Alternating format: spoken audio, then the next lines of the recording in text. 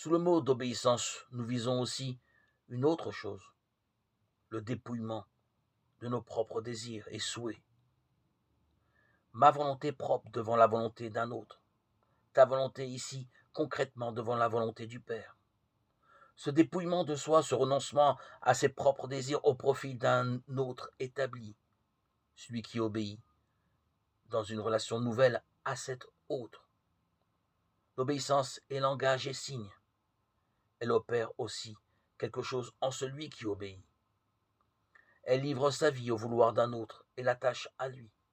Davantage encore, elle crée une vie nouvelle en dépouillant quelqu'un de son propre vouloir au profit d'un autre. Elle le change en cet autre, au sens le plus profond du mot. Elle a un style de vie original selon lequel un homme peut se libérer de plus en plus de ses propres limites pour accéder à la richesse d'un autre et la partager avec lui, à condition bien sûr que l'obéissance soit libre, spontanée, et que jamais elle ne se dénature en esclavage. De part et d'autre, pareille obéissance réclame un amour très pur, très grand. Jésus était absolument sûr de l'amour de son Père. En sa personne divine, aucune hésitation n'est donc possible en face de la volonté de son Père, car il est Amen, comme l'appelle l'Apocalypse chapitre 3, verset 14, ce qui veut dire oui, Père, Matthieu, chapitre 11, verset 26. De tout son être, Jésus adhère à l'amour de son Père.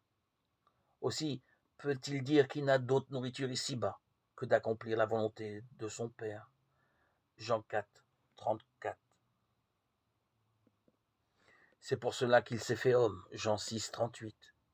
Mais ici commence une difficulté. Le Père a donné un corps en partage à son Fils pour que celui-ci puisse aussi obéir avec son humanité, chose que depuis Adam, l'homme ne pouvait plus faire. Cette obéissance que Jésus doit vivre à travers son corps d'homme deviendra même le sacrifice par excellence de la nouvelle alliance. À son entrée dans le monde, Jésus a dit, selon la lettre aux Hébreux, « Des sacrifices et des dons tu n'en as pas voulu, mais tu m'as façonné un corps. Voici, je viens pour accomplir ta volonté. » Hébreux chapitre 10, versets 5-7.